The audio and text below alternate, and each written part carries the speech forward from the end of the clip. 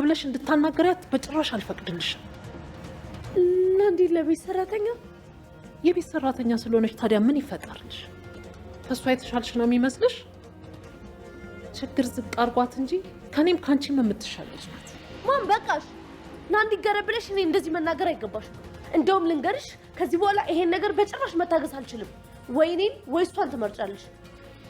ይኸውልሽ ከዛሬ በኋላ አንቺም ሆንሽ ማንም ሰው ብሌንን የመናገር መብት የላችሁ። ካሁን በኋላ በብሌን ጉዳይ የሚመለከተኝ እኔን ብቻ ነው እወቂ። እሺ ደግሞ የፈለግሽውን ነገር ማድረግ ትችያለሽ። አሁን ውጡልኝ! ማናችሁንም አላምናችሁም! ውጡልኝ ብያለሁ! ውጡልኝ ከቤቴ!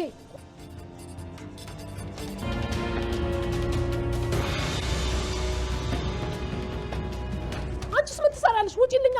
ውጪልኝ!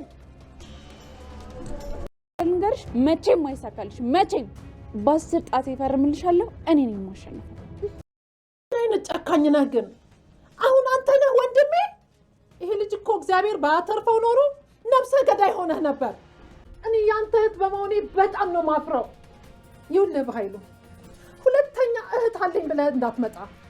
ያልተገመተ ያልታሰበ እበላለሁ ብሎ መበላት፣ አጠምዳለሁ ብሎ መጠመድ፣ አዋርዳለሁ ብሎ መዋረድ እንደዚህ ነው። ሳሚ ብሌን ዳግም ታሪክ ሰሩ። ሰላምን ነፃ ወጡ። በፍቅር የተጎዳው በፍቅር ቅስሞ የተሰበረው ሳሚ ለምስኪኗ ለሰላም ሲል ዳግምን ይቅርታ፣ ወንድምነታችን ይበልጣል፣ ከኔ ከልክ ፍቅር የይቅርታ ልብ ሰጥቼ ምስኪኗን ሰላም ነፃ ማውጣት ይቀላል። እመኑኝ አልዋሻችሁም፣ እንደገመታችሁት አልማዝ በሕይወት አለች። እንደውም አልሞተችም፣ ራሷን ስታ ነው እንጂ የሞተች የመሰለው በኃይሉ ከከተማ አስወጥቶ ብር እየከፈላት ነበረ። ድንገት የእህቷ ልጅ ሲሞት እዚህ መጣች። አጋጣሚው ተገጣጠመ። በየቀኑ እያስፈራሩ ገንዘብ እየተቀበሉ የቁም እስረኛ የህሌና ጸጸት የእግር እሳት ነው ለሰላም ያቀዱላት። ይሄ በፍጹም አይሆንም፣ ቃልም አይሳካላትም። ብሌን ለፍቅሬ ብዬ ብዙ መስዋዕት ስከፍል ገፋሽኝ፣ አንቺ ግን ውሸታም ካድ ያልሽኝ። ይሄን ግን በቀላሉ አላልፈውም። ምስኪኗን ሰላም እታደጋታለሁ። ላደረስኩባት መከራ፣ ላመጣውባት ግፍ፣ ላዘጋጀውላት ወጥመድ አሁን ባፈነግጥም የዚህ ሁሉ ሴራ ጠንሳሽ እኔው እጅ የነበረበት።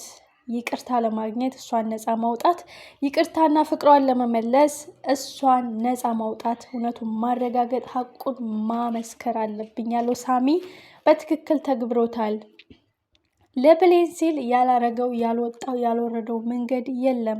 ግን ብሌን ዋሽተኸኛል፣ እናቴ ሳትሆን እናቴ ናት ያልከኝ ያለችውን ነገር ትታ ለማዬ ለእናቴ መሮጥ አለብኝ፣ ወለድኳት ያለቻት ልጇ ጉድጓድ ስትቆፍር እኔ ዝም ማለት አልችልም፣ ከእውነታው መሸሽ ከሀቁ ማፈንገጥ አልችልም፣ የፈለገ ይሆናል ብላ የፎከረችው ብሌን ተሳክቶላታል። አሁን ሁሉም ነገር ማብቂያው ላይ ደርሷል። አንደኛ ሰላም ወንድሜ እያለች ብዙ ጊዜ ስትከራከርለት፣ ወንድሜ እያለች ብዙ ጊዜ ስትጠብቀው የነበረችው ጉድጓድ እየቆፈረላት እንደሆነ በደንብ የምታረጋግጥበት ነው።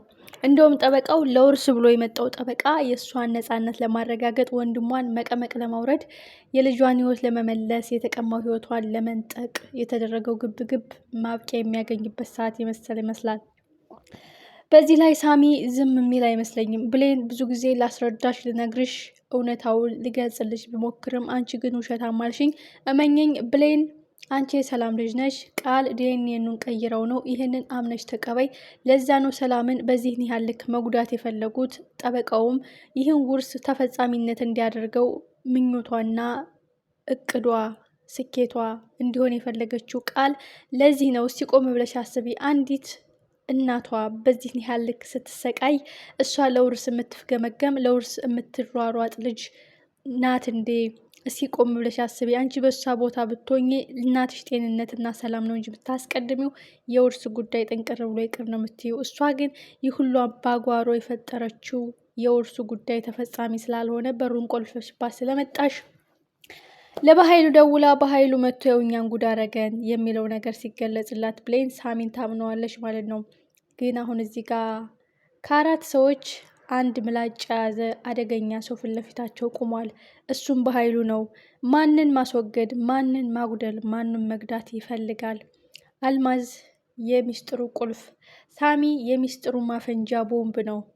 ከዳግም አባት ግድያ፣ ከብሌን የተቀማ ህይወት ጀርባ፣ ከሰላም አባት ግድያ ጀርባ፣ ከተቀማው ህይወት ከተነጠቃት ደስታ ጀርባ፣ ከቃል ማንነት ጀርባ ያለው በኃይሉ ጠንቅቆ የሚያውቀው ይህን ሁሉ ድብቅ ሚስጥር ሳሚ ለፍቅሩ ሲል ከብሌን ላይ ተደርቦ ፊት ለፊት ተገትሯል። በኃይሉ እጅጉን ደንግጧል። መውጫ ቀዳዳ ቢያጣ እንኳን በያዘው ሽጉጥ ማንን ይጎዳል? ቃል መግቢያ ቀዳዳ ጠፍቷታል። ለራስሽ ጥቅምና ለራስሽ ሁኔታዎች ነው እንጂ የእኛ እዚህ መቀመጥ የበሩ መቆለፍ አይደለም ያስጨነቀሽ። በሩ እንዲከፈት የፈለግሽው የተፈረመው ወረቀት ተፈጻሚነት እንዲሆነው ጠበቃው በፍጥነት እንዲሄድ ስለፈለግሽ ነው በማለት ሰላም ልክ ልኳን ነግራታለች። ብሌን ለእኔ የሚጠቅመውንና ለእኔ የሚበጀውን የምታደርግ ልጅ ናት እንጂ እንደዚህ መጥፎ የምታስብ ልጅ አይደለችም።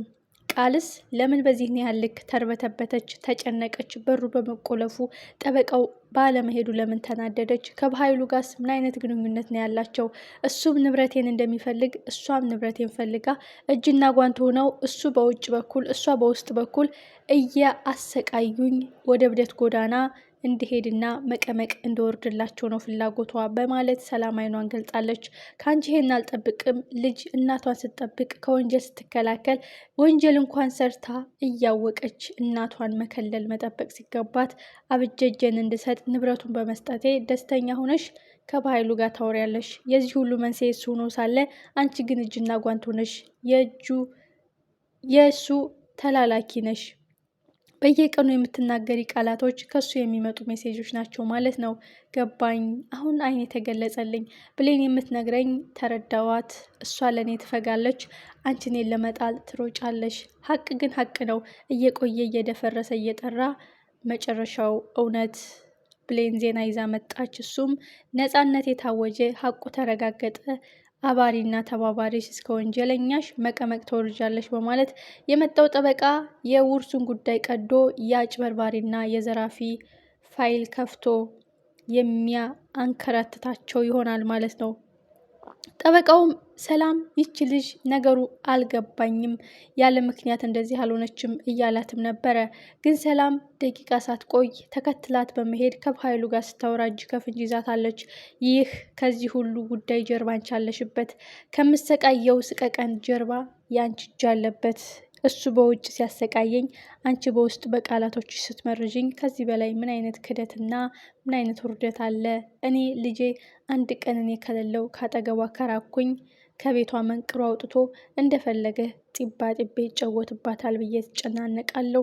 አንቺ ደግሞ እኔን ጉድጓድ አርቀሽ ትቆፍሪያለሽ በማለት ቃልን ተናግራታለች። ቃል እቅዷ ስለከሸፈ እጅጉን ተናዳለች።